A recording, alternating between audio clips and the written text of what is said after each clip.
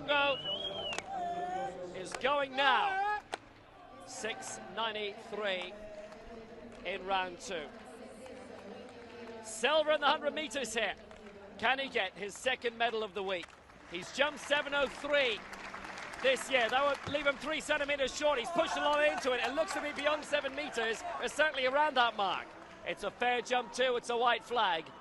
And now he waits.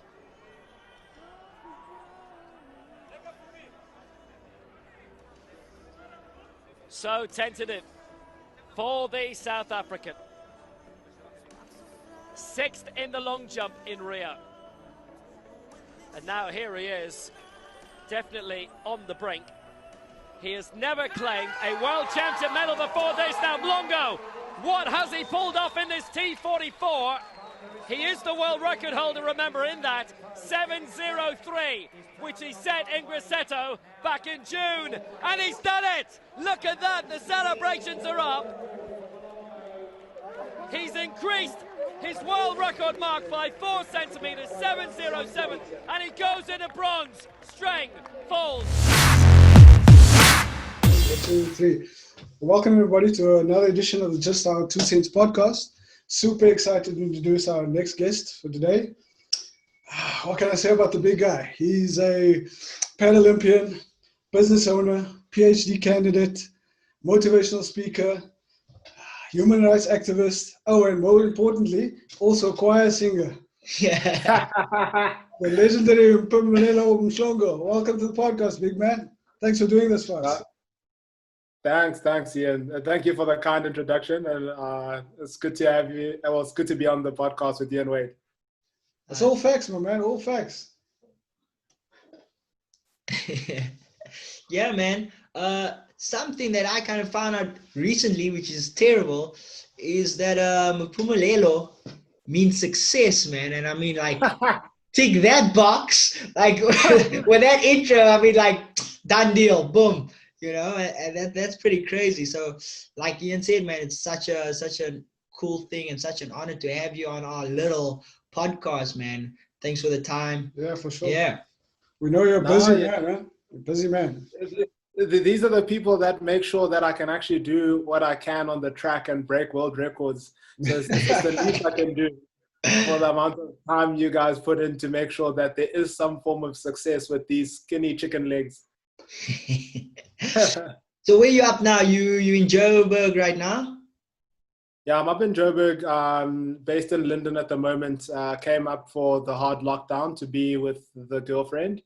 And yeah, life has been treating me too well. It seems like I can't get back. I know they say the camera adds how many pounds? 10 pounds. Those cheeks are looking quite round since the last time I saw you, Pumi. That's all good. That's all good. It's all about what you can do with what you have. You can add the 10 pounds or still kick your ass in the track. That's all. Not in the ring though. That's fired. That's fired. Cool. Listen, man, I've rattled a list of a whole bunch of things that you're involved with. You've got your fingers in all sorts of pies all over the place. How in the hell do you do that, man? Like, because I'll tell you something. My default setting is laziness, right? I have to really motivate myself to do anything. How in the hell do you do all of this stuff? It's a matter of supply and demand. There's a huge demand out here for a lot more motivated, dedicated people to be active citizens. And I'm always finding myself being roped into one idea or the next. And, I just go with it. There's no excuses. And if you want to live a life of significance, it means living your journey, picking other people up and helping them get to the next level. And hopefully they'll lend an arm and also bring you up to their level. That's pretty cool, man. Yeah, man, like I've been working with you for a couple of years, and I always, this guy's, when I get to work, this guy's at gym at like 5 o'clock in the morning before he has to shoot off to work. And after work, he pops in at physio before he has to shoot off to track again. And I mean, this is day after day after day. And I mean, that motivation, where would you say it comes from, to keep putting in that grind, keep putting in that work? Yeah, I mean, long story short, Wade and Ian, it's the motivation is just a matter of not making excuses. If things have to be done, then I have to do it. I have to get up whether I like it or not. It's a matter of survival out here. If I had the endorsements that Sia Kolisi, our head boy, had, then maybe I'd also afford to be lazy. But at the moment, I don't have those endorsements, so I can't be lazy. Starting off strong, I like that, man. I like that. Taking no punches. But look, like we always talk about people who role model for us in our lives. Was there somebody that role modeled that for you, or was it something that came internally from you? That drive, that ambition. No, I'll definitely say it's external. I mean, externally, there's been factors that have affected who I've been and shaped who I am now today. So I always speak of my mother as my childhood protagonist. So she ran my story. She told me where to be, what to do, how to do it. And then that sort of molded this, passionate individual that is forever dedicated to seeing where he can add value to other people's lives. And then along the way, I've had many, many people I've looked up to. Wade is one of those people. My coach, Jason Serinyana, one of those people. Ntando Mahlangu, double amputee, silver medal at the age of 14 at the Paralympic Games. I mean, that's madness. So I've had many, many role models, and I'm always surrounding myself with people that are better than me. So that makes me strive to forever be better. And I think that's just a winning formula of life. Awesome, man. So we're talking about, Paralympian world record holder. How did this all start? Like, what got you to track? Let the people know, man. Like, because a little birdie whispered you were quite good in soccer. Where did the change? Where did the change happen for me? No, so I've always been a sprinter at heart. I mean, a large part of soccer is sprinting, at least on the wing where I was situated. So sprinted as a kid, and we used to play open gates, and I was that stupid kid when it was kiss and catches. I didn't know you meant to slow down. So I'd bolt. And nobody would catch me, so I never got any kisses. So yeah, a large part of my life has always been one form or way of sprinting. And I've always enjoyed, the rush that you feel when you're the fastest kid on the block, the respect that it garners just as a person on the sports field when you have just that bit of pace. And then I think para sport in particular, it was 2015, I was busy doing high jump, busy doing a 100-meter race at Western Province events, trying to get fit for soccer trials. And Vukile Scotty came up to me, and he's a arm amputee. He was like, "Hey, what's wrong with your leg?" I was like, "Hi, bro. What's wrong with your arm?" There's nothing wrong with my leg. And he's like, no, I don't mean any disrespect. I'm also an amputee. I was like, yeah, I've got a chicken foot. So what? And he was like, no, you could be in the Paralympic Games. I was like, don't play with me. I've never seen anyone who looks like me in the Paralympic Games. You'll know the amputees, Natalie DeToy, Oscar, and the whole bang, and then the CPs, and then the wheelchairs. But where are the physically impaired? That still have their limbs, which, didn't exist when I started really. And then, one thing led to another, got classified, found myself at World Champs, and they kicked my ass, and I just wanted some more.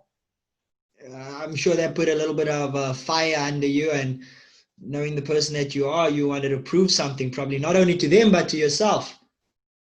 No, I think it's exciting. As I said, I surround myself with people who are better than myself. So as soon as I saw there was a level that I hadn't reached, I knew that there's a lot of work to be put in, which gives you purpose in the morning. You wake up and think, hey, what's Marcus Raim doing right now when he's jumping 840? So I can't be sleeping. I can't be snacking on chips. I need to get out there and get the sweat on. Pumi, can you talk to us a little bit about the categories that you compete in? You mentioned the T44 category. Can you maybe explain that a little bit, what that's about? Yeah, long story short, there's different categories within the Paralympic Games. So you've got the visually impaired. So that's T11 to 13. The T just means track and F means field. And then you'll move to your T20s, which is some sort of mental impairment. And then your T30s is normally your CPs. So cerebral palsy, and it's obviously depending on how bad the impairment is. Is it your legs? Is it your arm? Is it your right, left side? So those move up in different categories. I'm in the T40s, which is a physical impairment, either affecting your lower limb on one side or both sides. And then you got your T50s, which is your wheelchair-bound athletes. And then your T60s is now where all your amputees will sit, so arm and leg amputees. So talking about the whole Blade Runners thing, Ian and I always call it our corridor discussions. It's like, between patients, if we find ourselves in the corridor, we'll, either talk about something interesting or something that we thought of. And you actually came up, and the whole fact that you now have to compete against these Blade Runners. And I think our topic was, we put out content of, having a strong muscle to absorb as a spring, and then unloading that force.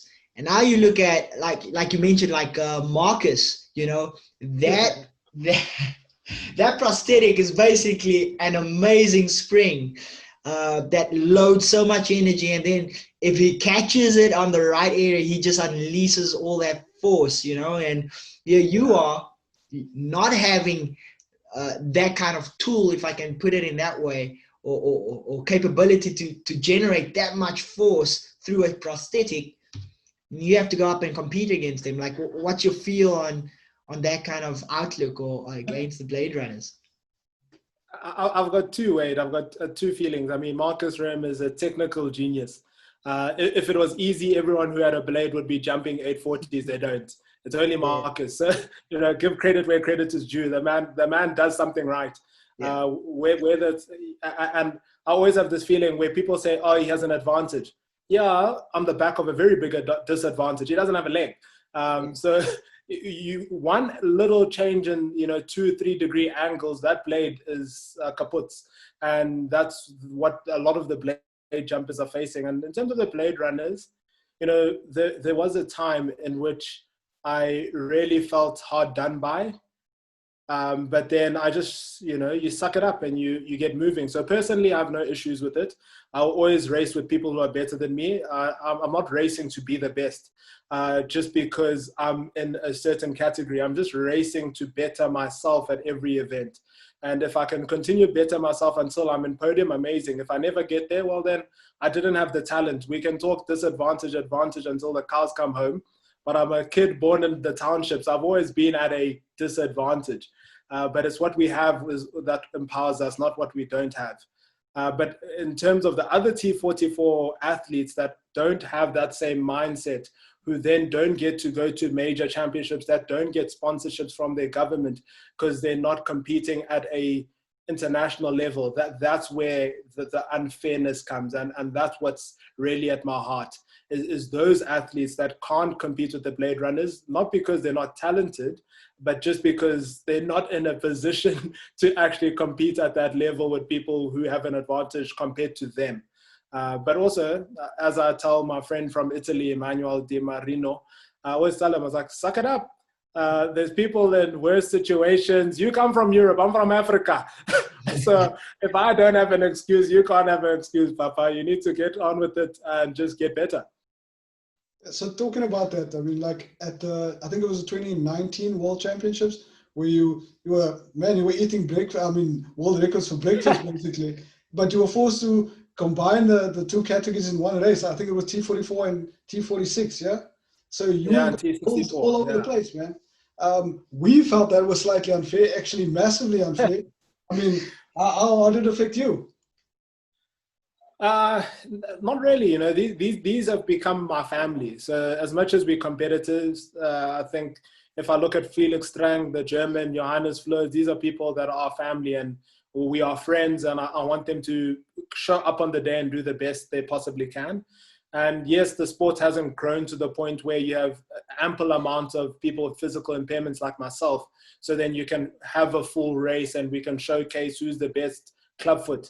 But I think that's the exciting thing about the Paralympic spirit. It's not about what we don't have. It's about being in a situation which is unfair and making the most of it. Which was exciting for me. It's exciting to beat a Blade Runner and look back and be like, hey, I beat you with a chicken foot, Papa, and you've got technology. Yeah, man, that was I think that was for me as well a very proud moment, a very emotional moment. I can remember Cara telling me, asking me if that was tears, which I said probably must have gone in my eye. But that was, it's really cool to see someone that actually trusts the process, and put in the work, and kind of have that belief in what we do, like as physios. I think we spoke in our previous episode about having the power of not actually telling someone like, listen here, I don't know. Yeah. I mean, working with you, I haven't seen anyone like you before, so like I constantly tell you like, Pumi, I've got to go read up on 3 different things and then try to take something of everything and put it together and then test it out on you, and we were chatting about like, the power of not knowing and actually going and I told you many times, I told you like, let me run this past Ian, yeah. see if this works for us, and Ian actually brought that up, is like, what do you say? I think he had a patient that he says, listen, I don't know, but if you're willing to work this through with me as a partnership, rather than me telling you do this and do that and, not involve you, how do you feel? That I think that's one of the questions finding out that you were going to be on this podcast, Ian told me that's actually the perfect person, because you actually been the guinea pig. Like, how do you feel when like you were told like, listen here, I'm not really sure, but let's try to find out and figure this out together? Like, what were your views on that? Yeah, I come from a very weird school of thought that nobody will have all the answers. So, you guys are experts in your field, but I do come with a physical impairment that rocks any sort of fundamental science in terms of how the body should be moving. So the mere fact that you can admit up front and say, this is weird. This is not what the textbook shows, but there is a way. But that way is a journey, and that journey involves a give and take. So I'll give you something. If it works, amazing, we keep building. If I give it and it reacts badly, we need to cut back and go back to the basics and the fundamentals. And that's where you earned your name right as the magician. Yeah. In my eyes, at the very least, is that, physio has been for too long, at least in my own life, seen as this repair tool. You go somewhere, they repair you and you get out. No, physio is a lifelong journey for any sports person, and any person who just wants to be mobile and wants to continuously grow that mobility in various ways. Whether you're running marathons, whether you're a professional sprinter, whether you like sitting in the front or sitting on the couch watching Netflix, I think you should have a physio, and you should work through that so that you live a longer life. And the beauty of the process is that, I hand everything to you. I say, Wade, I want to run 10.5. I don't know how, I don't know where, I don't even know if I have the talent. But at the end of the day, you will tell me what I'm lacking and we'll work on that. You'll tell me what I'm strong in and we'll make sure that that is continuously my strength. And that's been the power of physio, man. I recommend it to anyone. No matter how lazy you are, find the budget, because you're going to live a good life if you have somebody who you trust that can walk through or walk that journey with you. Awesome. So I want to put you guys, both of you actually, on the spot a little bit, more way than anything else. But and I'll tell you why afterwards, but I want to know from you, Pumi, as from like an elite athlete's perspective, what have you found that's different working with Wade? And you don't have to name obviously anybody, but just your experience from worldwide physio, and then what's worked for you with your relationship with Wade. I always tell them it's that basic fundamental of, when I don't know, I say I don't know, and I go search for information to know, but learn it in such a way that you can bring it back and teach it to a 3-year-old. I mean, Wade treats me like a 3-year-old, which I appreciate. So there's no fancy jargon. There's no trying to sound smart. It's like, no, okay, what will you understand? Okay, I remember you told me about your Skoro car that your dad had. Okay, I'll explain it from the shock absorption you felt sitting in that going over a bump. All right. So this is what's currently happening. I'm like, okay, I now know. That's been a key differentiator. And having a physio that isn't afraid to consult, Wade isn't afraid to say, this idea came from Ian. This is not mine. This is not my school of thought. Ian is guiding me in the sidelines to help you. And that's magical, man. That's the only way you get better. And I've had physios from Germany, from the US, from Asia, multiple physios in Cape Town, all over South Africa. But I just haven't found those relationships to be as long lasting and as fruitful for my career.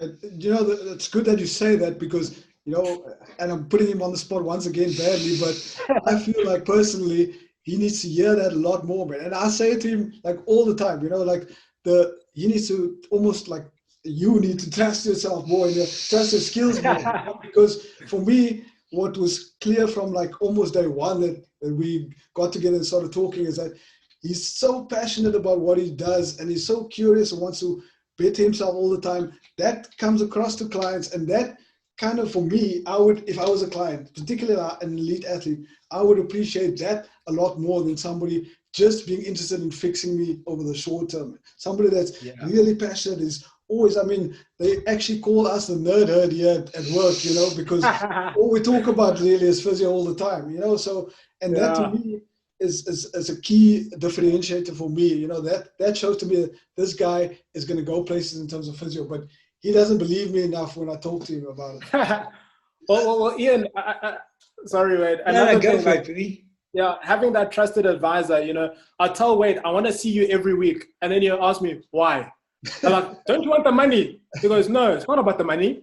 It's about what's going to better you. And if I don't need to see you every week, then I won't see you every week. And I think that's also the perception that physios have a lot of the time, is that, no, these people are trying to keep me so that, they can pay the bills. No, when you get the right person who's that passionate and that is that dedicated to your journey, there's been many times I get to the practice and Wade actually sends me off. He looks at me and goes, you don't need to be here today, please leave. And I'm like, oh, this guy doesn't need to see no business 101. You put him in and you do whatever you need to collect the bucks at the end of the day. So a nice thing, I think we were also talking about, especially with you, with the anatomy of that leg and the club foot.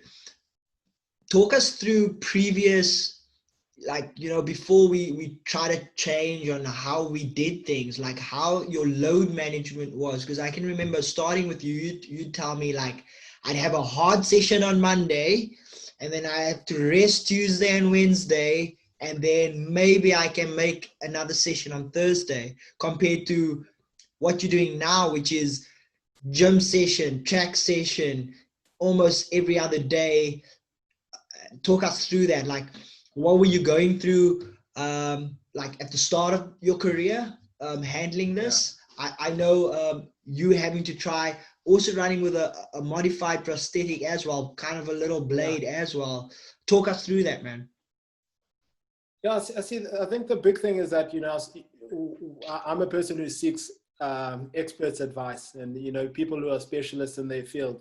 And the first time I went to physio and started working with bio, they basically put limitations. They said, these are things that you'll never be able to do. And then what happens to the athlete and to the person who doesn't know is to be like, okay, well, then that's a limitation that I'll never work past. So I might as well throw it to the west side and work on things that I know I can work on. So something like load management, I knew that if I had 2 hard sessions back to back, I was out for 2 weeks. It was a matter of that's just me, that's just my body, and that's just how unfortunate it is to be where I am. And then you get to Wade, and the way I got to Wade is that I had a hamstring injury, and they basically told me that I'll be out for many moons. And I looked at that lady, I was like, nah, that doesn't sound right. People break their flipping bones and they're back sooner than that. So how does that make sense? I went for a second opinion. And Wade looked at me, he's like, yes, you are injured, but we can get you back running. I'm not saying you're going to be fast. I'm not going to say you're going to be amazing, but we can build slowly and gradually until you are comfortable enough to break world records and to move to that next level. But you need to actually start by walking right. And that small management of somebody has limited you to a certain confinement of ability, and then somebody opens your eyes and goes, nah, that's not necessarily true. There's a different way of approaching it. It might not be how able-bodied people with toes will do it, but you, looking at you, you can still do X, Y, Z. And then slowly just managing that from a daily basis. Oh, okay, how did it feel? Was it sore? Oh, okay, do we need to release? Or do we need to actually continue working on strength and in various ways? So from gym to plyometrics to the way you run on track and to how you manage that from coming back and actually releasing. And that's been magical. And then I went on to the prosthetic leg at the end of 2016 going into 2017, because after a while I was like, I'm not going to keep up with the blade runners. I might as well have a blade myself. And what that happened is that obviously the hip dynamics now change. And now my hips are taking strain, my VMO is taking strain, my knees taking strain, because I don't understand that force that's coming from the propulsion of the blade. And then unlearning all of that to then go back and trust my leg was also a whole process. But I needed to hand over that trust to somebody. And, luckily I found the right person who had the right mentors and had the right group of people. So, yeah, I was very fortunate. Awesome. That's cool to hear. Yeah. I'm very interested in terms of like the load management, because that's quite a controversial topic now, particularly like in our world, and yeah, we as clinicians and researchers, we talk and we debate and we write papers, but we can't really say with any valid experience because we don't live it, so like what you were saying about how you experienced what your body needed in terms of load, and you having to learn, this is what's good for my body, this is not what's working for my body. I want to know kind of like what's a typical training week or even a training day. What happens when you wake up in the morning? So normally a Monday, because I was also, working, you've got the studies, you've got a startup, you've got girlfriend, there's a lot of things at play. But typically on a Monday, that's what we call our death day. So, start off the week in the worst possible way, because it can only get better. That's long sessions. So 300 meters, 350, 500 meters, whatever it may be. So huge amounts of strain on the body. And then on the Tuesday, up 4:30, 5 o'clock in gym with Rode. So, working on the strength and conditioning to manage that. Later on that day, sometimes we go to the track just for more of a run through. Okay, you've been through 2 very hard sessions. Most people will think, 2 hard sessions, go rest. Sometimes actually it's better to go run it off in a very slow, managed way, sweat it off so the body still feels alive. And then on a Wednesday, we'll normally go speed. Thursday, I'm back in gym. Friday is hills or anything that, changes the incline, changes the scenery, because, it can be very monotonous doing the same thing day in, day out. So you won't have that much dedication unless you change scenery. And then Saturday is normally our jumping sessions, our plyometric sessions, because you can start at 8 and finish at lunchtime. So, heavy 4 hours of doing the right things, but not in a constrained 2-3 hour afternoon after work where you're already tired. But now you're fresh off a good sleep and it's in the weekend, and let's hit the weekend running. And I'm interested to know how you guys measure that. Do you sort of like leave it over to the guys that you work with in terms of like, okay, so your heart rate variability is saying this, or is it more on case of a consultative thing where you say to the guys, look, guys, I'm really feeling flat today. Like, can we just do this? Or do you say, look, guys, I'm really energized. Push me hard today. Yeah, so we will have a basic training regime. And I think the consultation between Wade Rode, who's my bio, and my coach Jason is seamless. So the team actually are the ones who dictate. I never go to Jason and say, hey, can I change my training session? He's there every day with me, and he will go to Wade and be like, actually, I've seen Pumi run in this way, which is not making me very comfortable. What do you think? He'll go to Rode and be like, what has he been like in gym? Has he been handling or has he been struggling? Because at gym, at least there's a proper monitoring system. And then obviously you look at times, you look at distances, and then together they'll basically decide, with Wade being at the helm saying, okay, I've seen him now. I see he's tight here. You actually need to lay back, let him continue being active, But as soon as I think he's ready and he no longer needs the release, he no longer needs to build on this particular strength, then we can kick up the training to 100% again. So it's always a continuous up, down, valley, really dependent on what Wade and my coach and bio think will be the best way to manage where I am. Because there are training sessions where I'm tired, but I need to go through it, as long as I'm not going through it with any pain. So if it's a case of laziness and a case of low energy, I must still push through. But if it's actual pain that, you know, we can localize and Wade can say, oh no, you're tight. So anything more, you're going to be straining. So let's hold back and we'll kick up whatever we need to in due course. That's so that's so interesting to me, because I always think like guys athletes at your level, I mean, nobody else can run for you on the track. At the end of the day, when you're running, if you win or lose or come whatever position, it's all down to you. You take responsibility for that. But actually in the preparation, you're actually handing over the reins for that responsibility to hold a lot of other people. And it's, I mean, the psychology of that is so interesting to me, because somebody who's operating at such a high level, to a certain extent, you have to be kind of almost not controlling in a bad sense, but you want to be almost in touch with everything that's getting you to where you want to be, you know, because, you know, the margins for error are so fine, and you want to be successful, you know. But it's interesting that you can just say, okay, well, the guys are telling me to run 11:7 today, so that's what I'm going to do, you know, without even thinking, you know. It's very interesting. Yeah, no, I think it's imperative. As somebody who studied chemical engineering and understands systems, processes, and the basic understanding of engineering principles, which is very much the body, you know, body dynamics, is that you can't see what your eyes aren't fixated on. You can feel it, but sometimes, you know, other things are overriding. And I always love using the analogy that I once went to Wade and I was complaining. I can't even remember. I was complaining about something on my thigh, and he took my wrist and he started working on my forearm. I was like, this guy, I'm complaining about something on my thigh, he's working on my forearm. Only to realize after he had finished that, you know, the kinetic chain that he was working on was starting at a place that I didn't even realize had pain, because then my chest was as tight as hell, but that's not what I was feeling, because the feeling was where it was predominant. But he understood that it works in a kinetic chain that I won't feel unless it's the majority pain threshold and it's localized in that area. And I think that's when I handed over the rein. I was like, these people know what they're doing, they see it, and this is what they're trained to do. And as much as, yes, I'm the one responsible on the day, they're actually responsible of getting me there with the least amount of energy, so that on the day I can expend the most amount of energy. And that's the way I see it. Pretty cool. Yeah.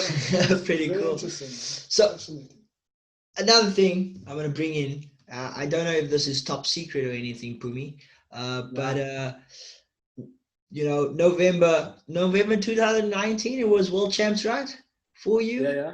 You actually, Pumi, not a lot of people know this, but Pumi actually went into that competition with a little bit of look at him, he's laughing because I'm not sure if Jason's going to watch this, but he went into that championship doing two events, you know, two explosive events, the long jump and the 100 meters, with a bit of a proximal hamstring tendinopathy, you know, and we had to manage. It was very stressful because we had to manage, kind of in that case was doing enough to prepare him for like this elite level and not getting him there, exactly like he's saying, like trusting in Rodé with strength training, keeping this hamstring together, with Jason guiding him through this. Well, then again, we don't know how, like, you know, the seamless communication. I don't know how much made it through Pumi to Jason explaining everything. Getting him there, you know, with this and then still being able to produce. I mean, correct me if I'm wrong, there was 3 world records during that event. Yeah. 3 world records, which is pretty, it's kind of scary. I'm not scaring anyone else, but what a fully 100% healthy Pumi does on the day, you know, that's crazy. Talk to us about the mindset of knowing that you have this injury heading into such a huge competition against, like you said, like these elite guys that are better than you, you know, in a category, mixed category, where, you know, some people might, like you said, feel that it's a disadvantage against blade runners, you know. Now having to put all this work in for world champs, also carrying a little bit of a niggle. And like, I think it was Francois Pina that said that no one goes into a game or event at 100%. So talk us through that, like, you know, dealing with knowing that this is in the background and actually having to compete and perform. Yeah, I think it goes back to what I was explaining now after Ian asked this question. You know, at first when you told me, no, Pumi, you can still run, but run at 60%, I was like, these people, they want my ass to be kicked on live TV. So there was that moment of lapse. I'm like, no, man, surely you can't run at 60, 70% only to lead up to a world championships at a global stage and still perform.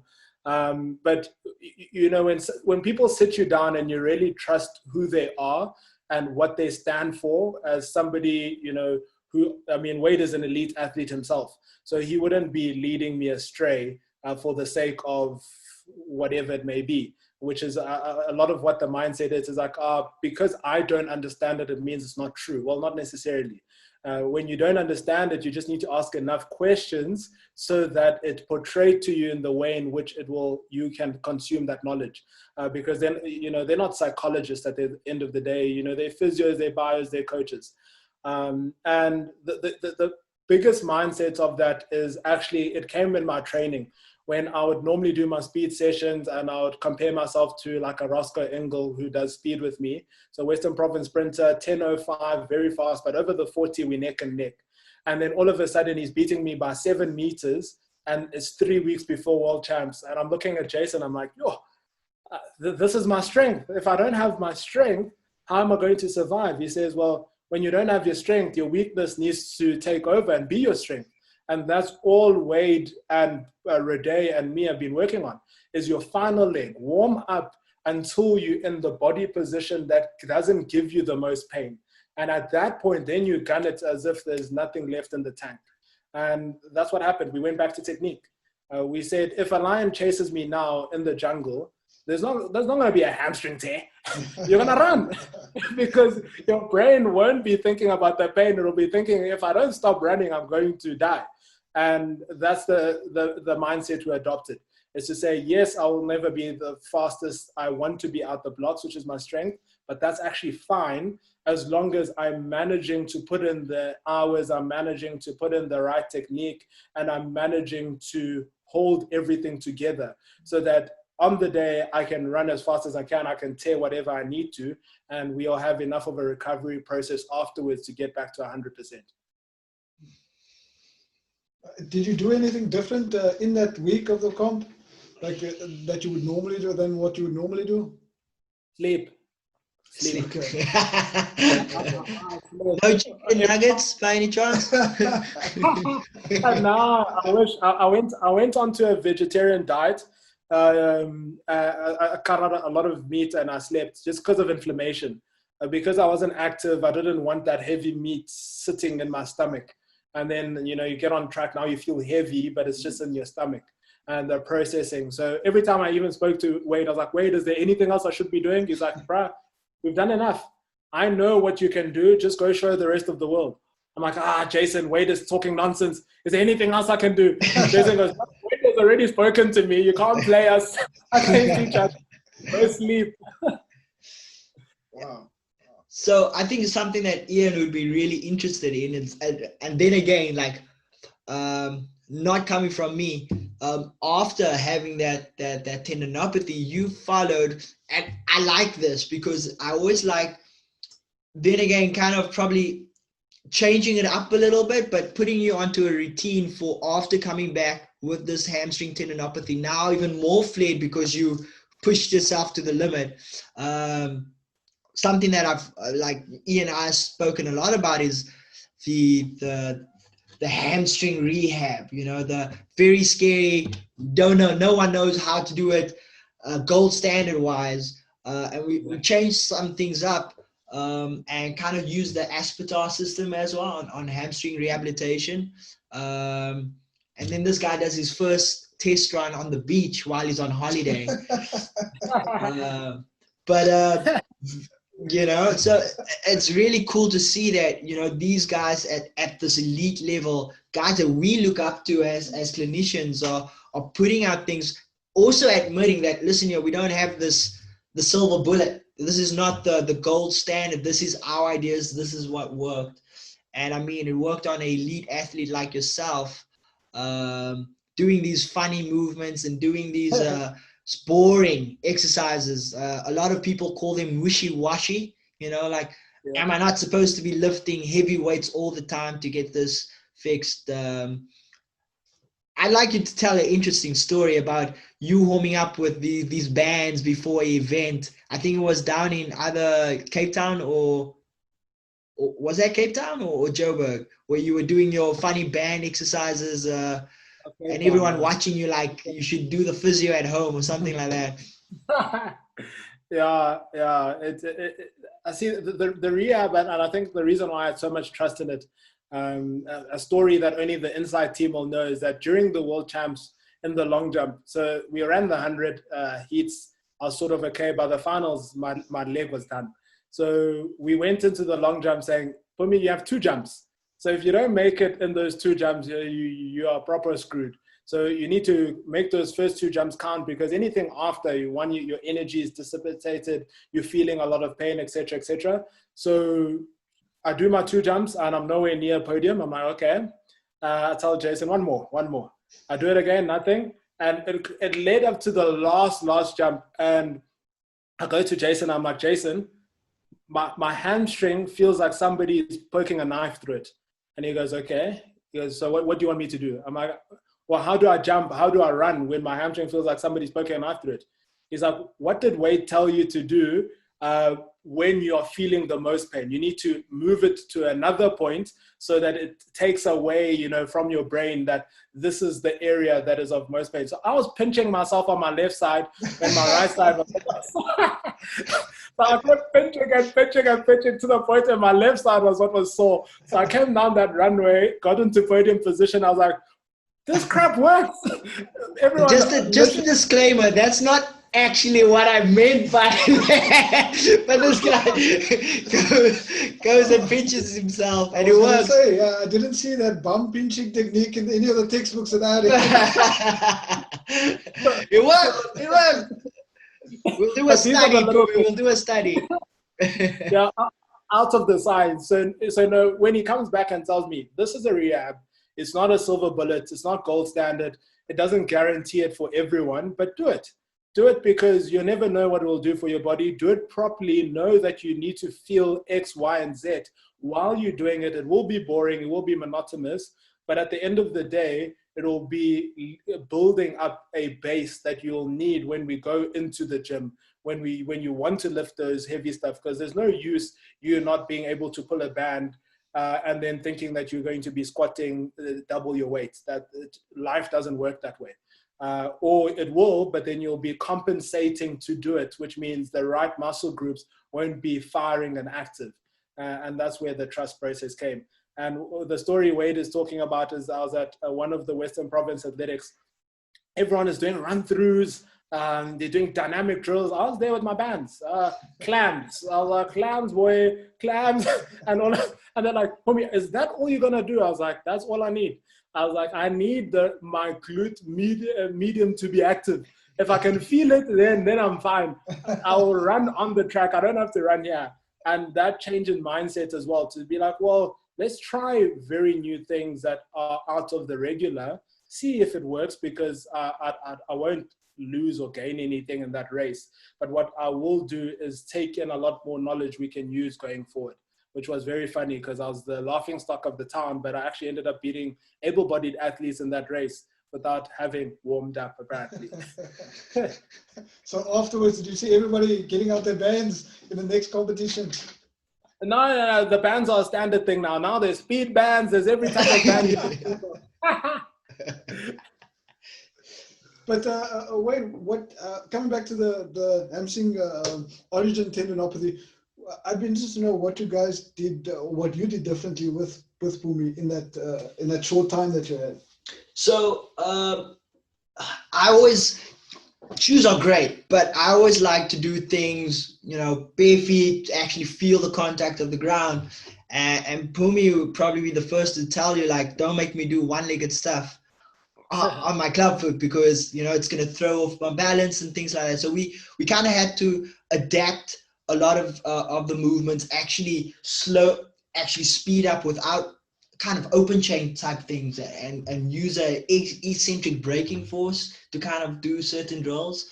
But typically just the normal, we had to not do Nordics every day, a little bit different because of the ankle mobility. I had to modify those kind of the starting positions and things like that. So nothing magical, we just had to adapt it so it suited his body. Nothing magical. But just in terms of your approach, because you still want to load a little bit, but now you have to be extra careful of not overloading those tissues. Yeah, and I think it's kind of, with Pumi, it's always been the topic, and kind of like we're talking about now, it's like load management. It's always kind of that communication, like, how does that feel? I want this to be challenging, but not your pain, so always working within those, and it's constant, like, I would change it up. I'll tell him, okay, we're only doing 2 sets, or let's bring the reps down from that to that. I mean, any session is a bank session, I always say, so you're never losing out the work you put in. We might have to modify it because it might be aggravating it or irritable to that area a little faster than what we'd like, and we change that. But that's like we always said, like, clinical reasoning comes in and things like that. So managing load, my favorite story for load management is Goldilocks and the 3 Bears. I'm always telling my patients that, listen here, we want the porridge that's just right. You don't want the porridge that's too cold, because then we're not affecting any tensile strength in that muscular tissue. But we also don't want the porridge that's too hot, that's going to prevent me from doing another session tomorrow. So if I'm waking up too sore and not able to do my rehab, then I put the porridge in the microwave a little bit too long. So we always want to find that happy medium, and then again, it's that trial and error. How much is too little? How much is too much? To find that happy medium. And as you get stronger, we can, we just shifting the parameter, but we're staying within that happy medium. So that's kind of how we dealt with it. And test markers. So Pumi, sorry, no, go ahead. Yeah, no, I just wanted to add to that. I think a lot of the test markers in the rehab was also incorporating it into my warm-ups. So it was to say, these are activities you are used to. So after you've done this rehab, do this warm-up and see how your hamstring is reacting. And if your hamstring is reacting like I'm fatigued, then you've done too much. So you must know that the next time you need to cut down. And then those test markers basically launched the benchmark to the sets and the reps that I'll do within the rehab. Okay, which makes sense. Makes a lot objective of sense. Science. Yeah. Comparable science. Yeah. But what interests me is that, like, look, with somebody like Pumi, you're obviously a highly intelligent person, but more importantly, you're sort of reflective, man, in terms of your thinking. You're always challenging yourself. But now, what advice would you give us when we're working with people, athletes, who aren't like that? How do we get them into a space where they cooperate on that level, from an athlete's perspective? Yeah, Ian, I think it's difficult. And the only reason why I say it's difficult is because I grew up with 3 other siblings in the house. My mom had the same parenting styles. We're not the same people. and she always asked me, what did I do right with you that I did wrong with them? I was like, well, it depends who you ask. For them, they say, what did you do right with us that you did wrong with Pumi? So when it comes to stubborn athletes, I think your key is in allowing them to speak to other athletes, because they're already set in their ways. You know, they're already looking for certain results. They're not looking for a relationship that will lead to outcomes based on patience and based on test and measure. And if you can have enough case studies with people that you have walked the journey with, then it's obviously a lot easier. If you're a newer physio, that's a lot more difficult, but I think the team you keep will also be reflective of the physio that you are. And be a little harder. I think I always tell Wade, his stick is too soft. You know, sometimes, so sometimes you need to tell that stubborn athlete that you will get results in week 5.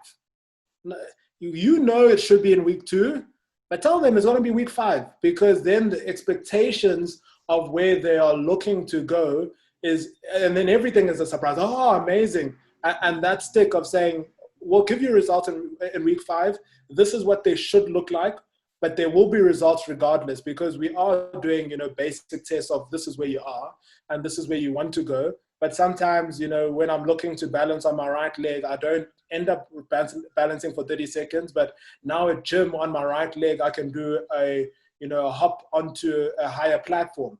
For me, that's a result. But for many people, they won't be able to cross-correlate those disciplines to be like, well, it is working, just not in the same way that we expected it to. And that gap is where I feel stubborn athletes really need a nurturing. To be like, well, let's look at everything, and everything is connected in one way or form, but let's delay it. Well, let's make it a 5-week relationship instead of a 2-week one. Otherwise, you'll just find people that are frustrated. Yeah, I think it's difficult sometimes for us, and I think I can speak for Wader, because I think we sort of think similarly, is that we're always looking for that active partner in the rehab, you know, somebody we bounce ideas off and is actively involved in it. And sometimes not everybody's going to be like that. You know, sometimes it is more of almost a parent-child relationship where you just have to, okay, just do this and that's that, you know. And it's difficult for us sometimes because, yeah, we're always looking for that active partner, because it's very, very inspiring for us to do it that way. But you know, yeah, like you said, you can't raise all your kids in the exact same way, you know. The personalities are different. It's interesting. It's fascinating for me. So tell us about COVID training. You know, I'm sure Jason would like to know as well. How's that been with COVID? Obviously, COVID affecting the Olympics, you know, now being moved. You know, how's that affecting you? How's that affecting your training? I know it's been a blessing for some athletes, you know. They weren't going to make Olympics because of injury, and now they got an extra cycle to work on rehab and get that chance again. But someone like you that, you know, seem to be firing on all cylinders, heading and prep perfect for Tokyo, having this pandemic affect us and now having to move, how's that affected you? How's training been? What's the plan? Yeah, wait, I've been good. COVID, it's unfortunate, but it's a global pandemic. None of us can do anything with. It had to move for people's safety. Happy with that. You know, things that sit at my heart that really upset me is the fact that with that move means some athletes no longer have sponsorship. They don't have medical aid. They don't have rent money. These are people that are heroes of our nation that can't pay the bills, can't take their kids to school. I think that hurts the most.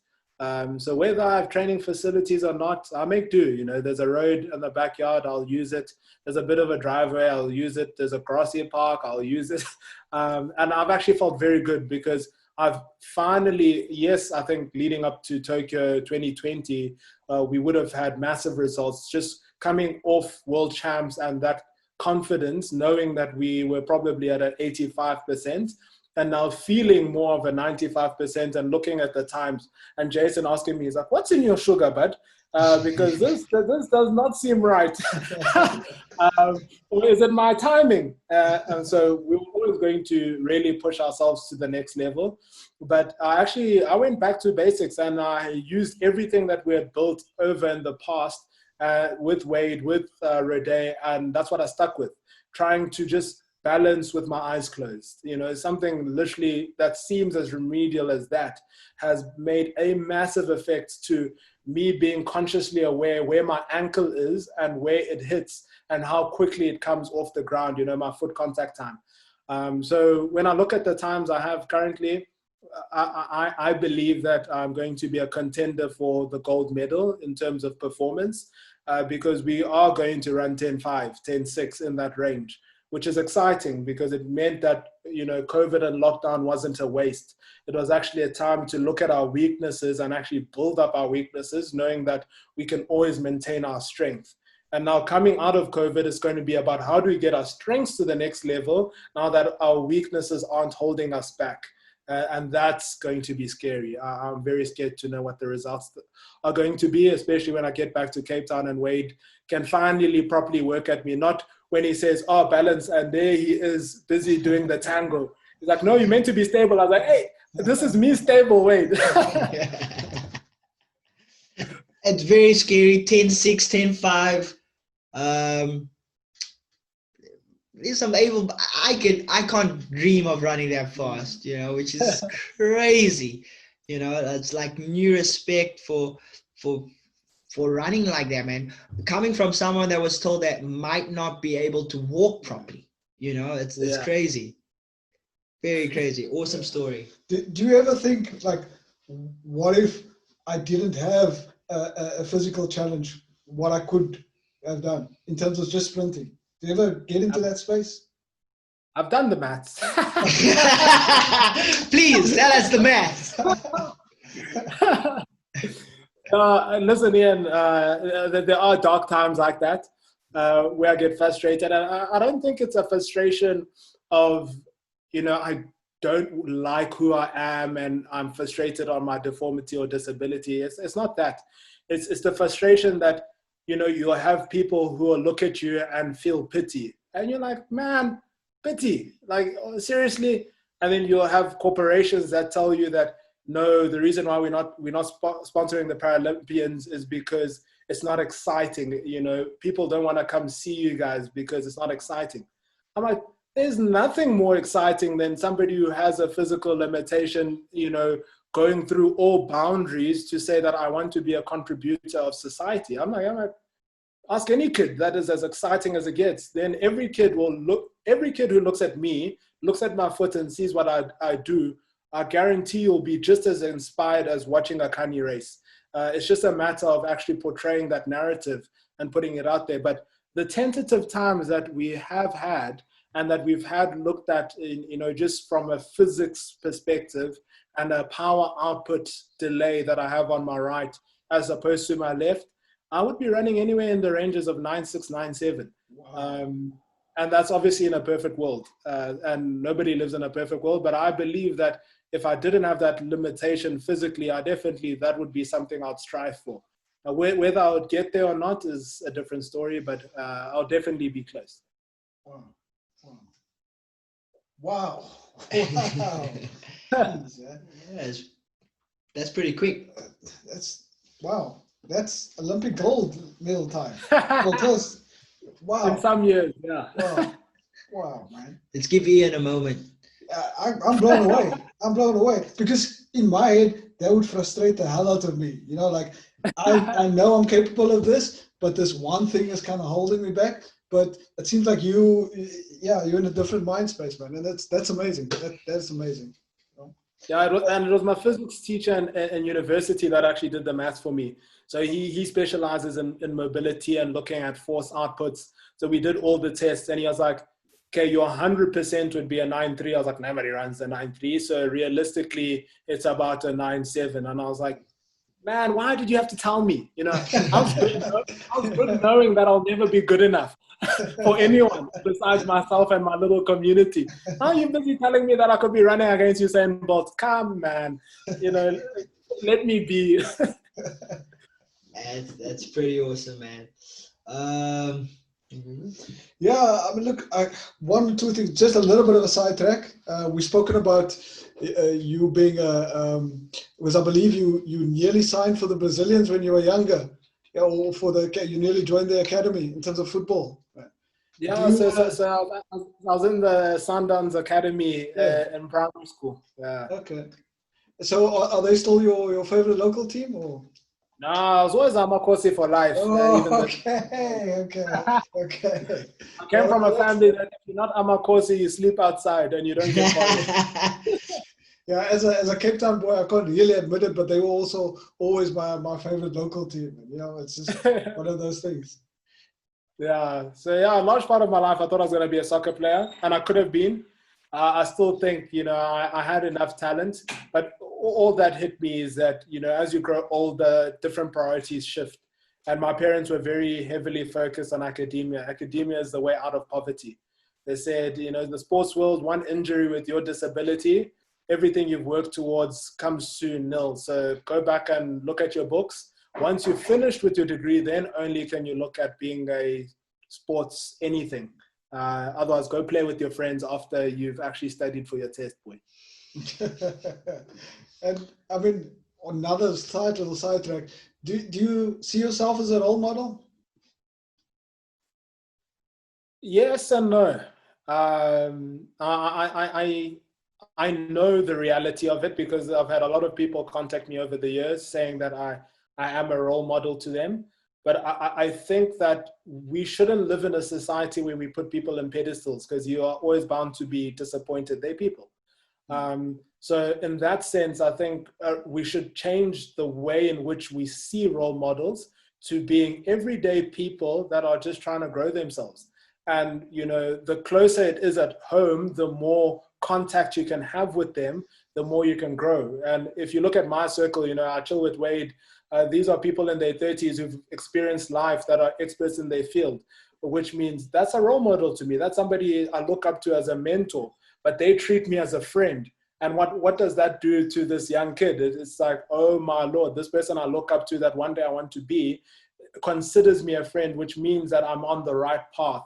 And if I just keep working at it, no matter how hard the times, I'll get there. But when Pearl Tusi is your role model, you'll never speak to her, you'll never chat to her, and all you ever see is on social media. That disconnect, I think, is very problematic for for where we are as a country at the moment. It needs to be everyday people that are doing exceptional things that society doesn't recognize as exceptional.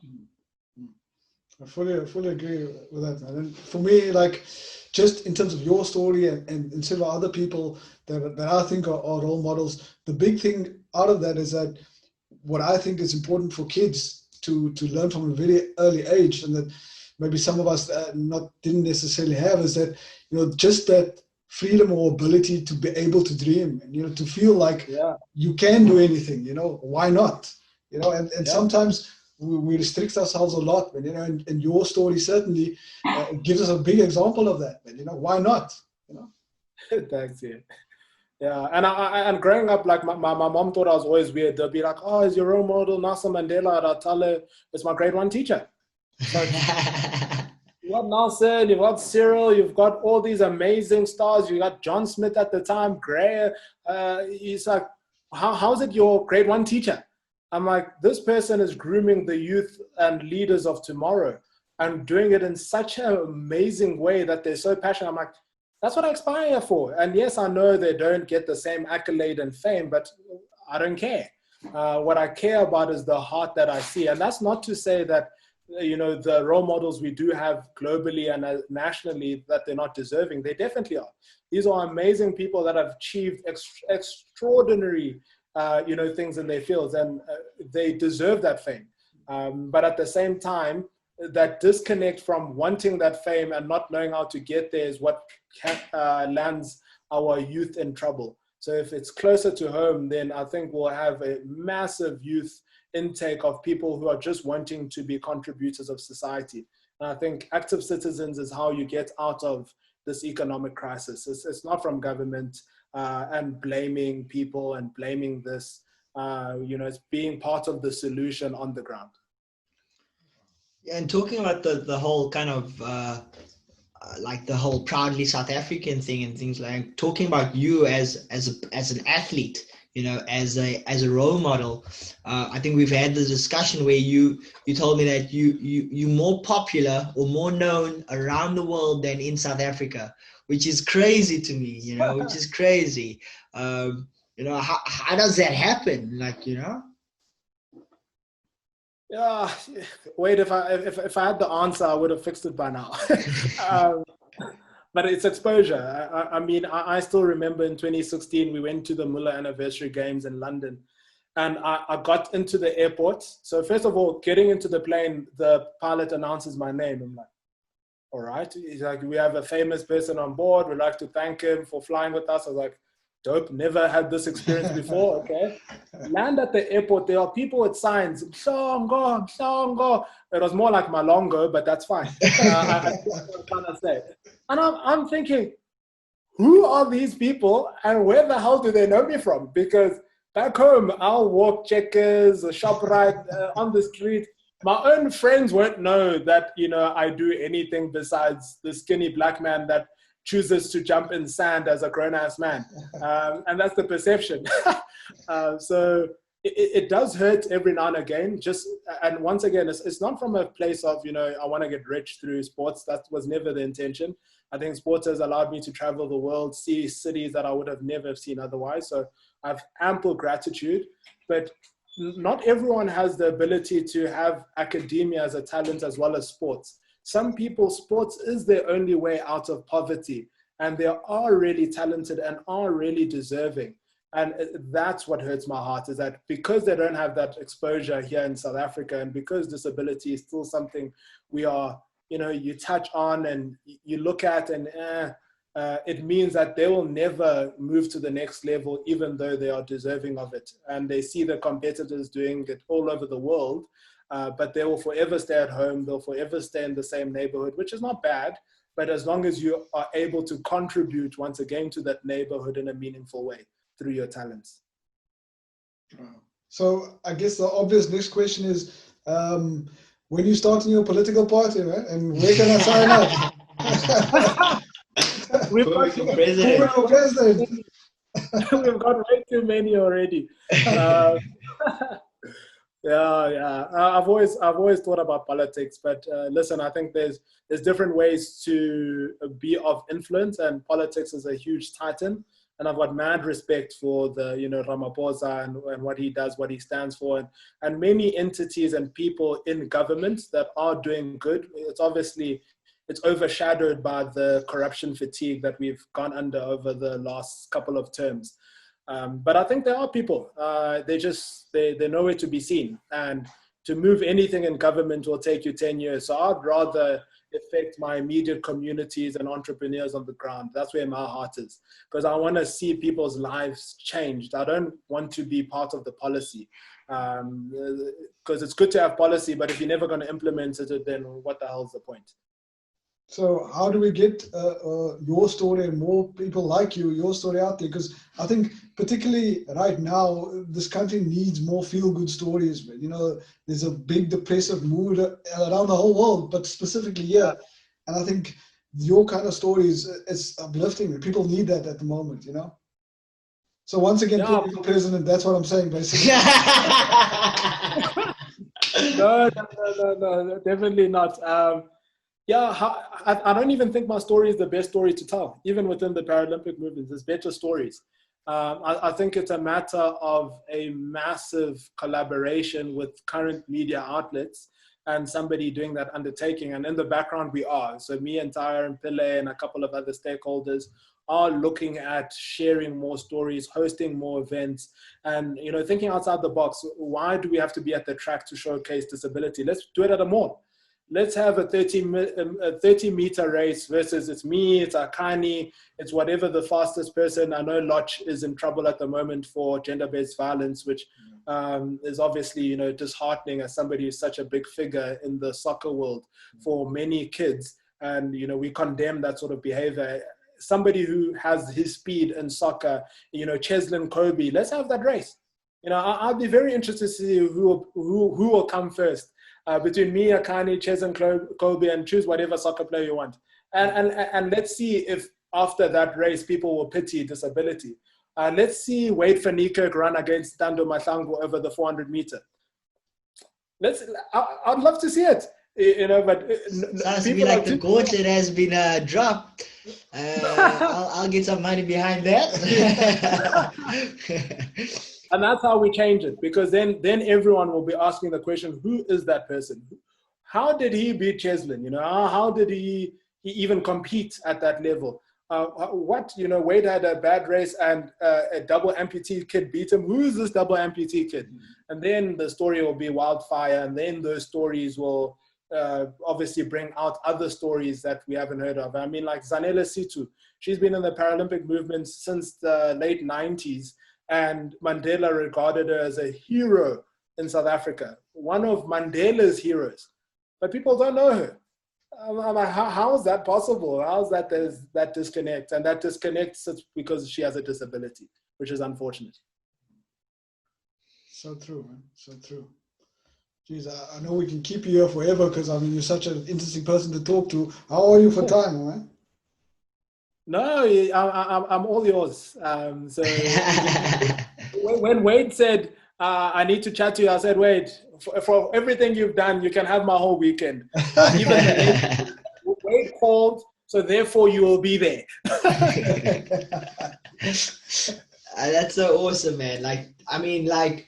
Like you said, like there are so many stories out there, so many untold stories, and that's kind of what we, kind of want to do as well, kind of create that awareness through our platform as well, and kind of get people either involved, as corporations, get them involved by hearing the story and kind of, I think that's an awesome idea, getting Cheslin, getting Wade, that's an amazing idea. Good money to see that. Exactly, and that's it's kind of what we need now as a country as well. I think like some feel good stories, get people involved. That would be amazing.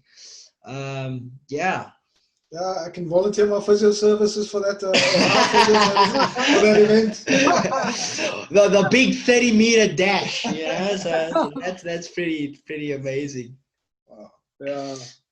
So, Pumi, is there anything that you wanted to discuss, or maybe in terms of things that you wanted to achieve? I mean, I don't know where you get the time for any of this, but like, what is it that you also want to do, man? Yeah, I think I'm actually cutting down. The older I get, the wiser I am. I'm realizing, you can't do it all and you can't have it all. Oh, yeah, no, that's wrong. You can have it all, but not at the same time, as one of my great mentors likes reminding me. And I think a big part of what I'm trying to do, leading up to Tokyo, is I've taken on the challenge to say that I'll be sharing more of my story. I'll be out in the media being rejected, telling me, whoever tells me, yeah, you're boring, I'll be the person, calling out people on air like this now, saying, I want to see this. These are the things that I want to see. Okay. Well, it's been great having you on the podcast, for me. Thanks for chatting to us. It's been super interesting for me. Learned so much about you. And wherever we can help and collaborate in the future, please let us know, man. And in fact, let the people know where they can find you. Social media. Yeah, thank you, Ian. Yeah, thank you, Ian. Thank you, Wade. Really good to chat to both of you, and good to finally chat to Ian, who I've heard so much about through Wade. And very fascinating. And once again, really appreciate what you guys do for as clinicians, for us athletes. I think it's massive, and just for general society. It's undervalued, underappreciated, but hopefully this is part and parcel of it getting out there so people know the secret sauce of life and longevity. And people can find me on Instagram mostly. I'm not really on any other platform, at Mhlongo_Mpumelelo. And if it's easier, you can just go to pumi2020.com, and that gives you a link to the different social media pages. Awesome, man, Pumi. Thanks for your time. Thanks for chatting with us. Trying to get the people to stop paying attention, so that's awesome. Thanks so much for honoring us with your presence today. Yeah, the fastest man on 1.5 legs. Can I say that? Thanks. So that's awesome. Thanks, Pumi. Thanks for for your time, man. We appreciate it. Thanks a lot, big man. All the best. Sure.